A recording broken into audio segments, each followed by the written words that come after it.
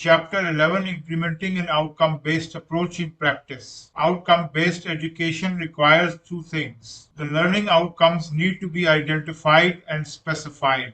Decisions about the curriculum must be based on the specific outcomes. The ostriches, the peacocks, and the beavers. Outcome-based education, as discussed in Chapter 8, involves more than simply defining and publishing a set of learning outcomes that must be achieved before the end of the course. OAB is characterized by a curriculum where the learning strategies and learning opportunities are designed to ensure that students achieve the learning outcomes specified and where the assessment process matches the learning outcomes. Remediation and enrichment for students is provided as appropriate. Despite a recognition of the importance of OAB, implementation in practice is challenging and teachers have not found it easy to incorporate OAB into their curriculum.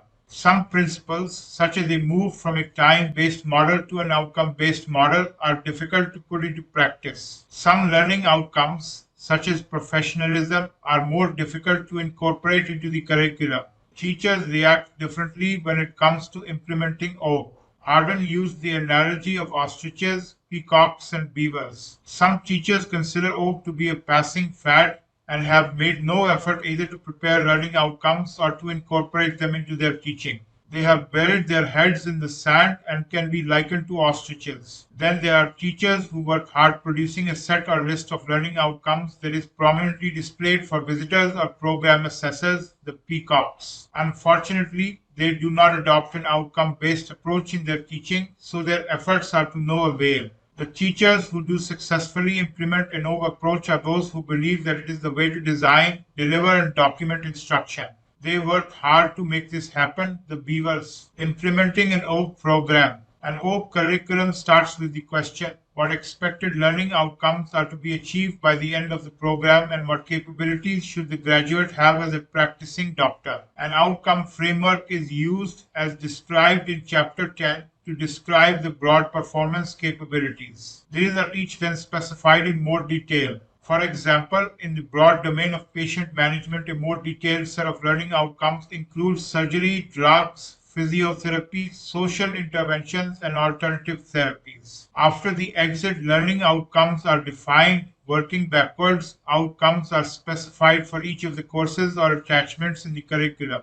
These will identify how the course contributes to the school's learning outcomes. For example, the learning outcomes achieved in an anatomy course may go beyond the mastery and understanding of anatomy, and as identified by Paulina in the Mayo Clinic, can include communication skills and teamwork. The outcomes are specified further for each of the learning experiences in a course or attachment, for example, a lecture, a clinical session, or a practical experience. It is helpful to produce a grid or blueprint that relates each of the learning experiences to the learning outcomes for the course. A similar grid should be produced that relates the assessment to the learning outcomes. The clearer the definition of learning outcomes, the more effectively student assessment can be planned. The appropriate tools are selected according to the outcomes to be assessed. An assessment profile can be produced for each student that highlights the outcomes that have and those that have not been achieved. Student progression in an OAB curriculum. Milestones may be specified for each stage of the education program.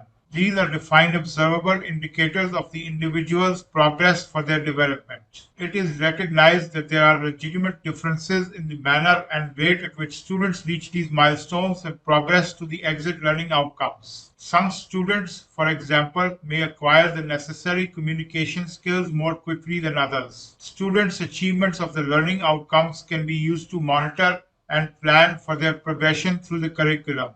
Mastery of an outcome to a specified standard may be a requirement before the student is allowed to progress from one part of the medical course to the next. A student may be required, for example, to have a certain mastery not only of basic sciences, but of communication skills before proceeding to clinical studies in the later years of the course. Progression can also be charted across the continuum of education from undergraduate through postgraduate to continuing education.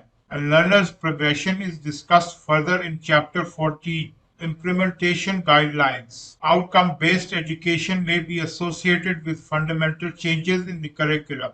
for example, with a move from a time-based to an outcome-based model, or at the less ambitious end of the spectrum, specified learning outcomes are simply embedded into an existing curriculum.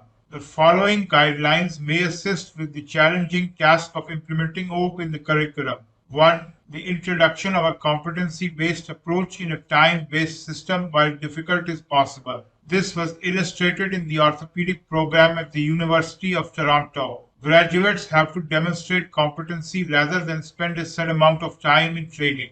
Easier to implement is a hybrid approach where there are elements of a competency-based approach in a time-based system. For example, adjust the time students spend in a learning situation such as a critical skills laboratory using simulators based on their mastery of the learning outcomes, e.g., auscultation of the chest, and not the time spent there. Once students have achieved the required learning outcomes for the course, offer them the opportunity for further study which may count towards their later training. To ensure that staff are familiar with and receptive to the introduction of an outcome-based approach. Staff may be unfamiliar with the approach, and a staff development program is essential. Demonstrate to staff and students the advantages of implementing an outcome-based approach. Discuss with staff what they expect of a graduate of the school. Empower staff by giving them some responsibility and autonomy within the program. Encourage staff to work as members of a team.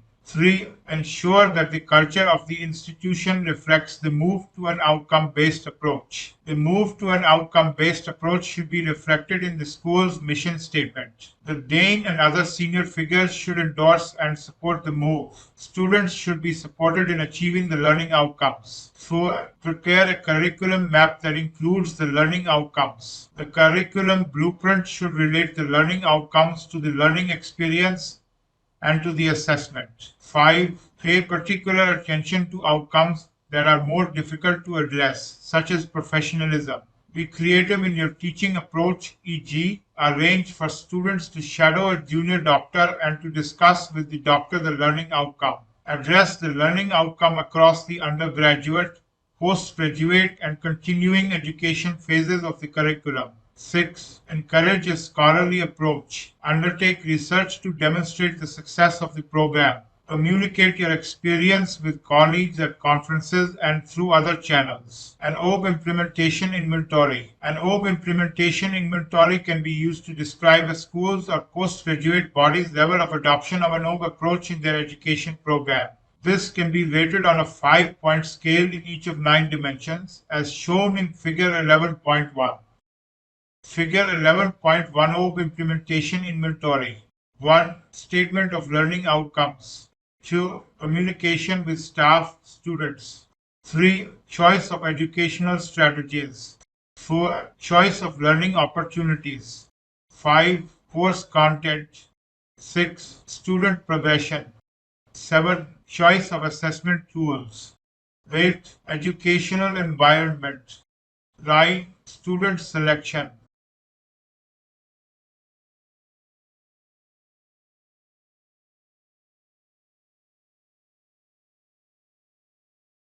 1. The extent to which there is a clear and unambiguous statement of the learning outcomes expected. 2. Whether staff and students in an institution are aware of and are familiar with the outcome statements. 3. The extent to which educational strategies adopted for the curriculum, such as problem-based learning, community-based learning, or interprofessional learning, reflect the learning outcomes. 4. The matching of the learning opportunities provided with the learning outcomes. Almost certainly this will require the use of a range of teaching and learning methods. 5. Decision about content to be included based on the learning outcomes. 6. Assessment of students' progression through the curriculum based on their achievement of the learning outcomes. 7. Assessment procedures matched to the learning outcomes. Serious problems arise when there is a mismatch between the learning outcomes, the learning experience, and the student assessment.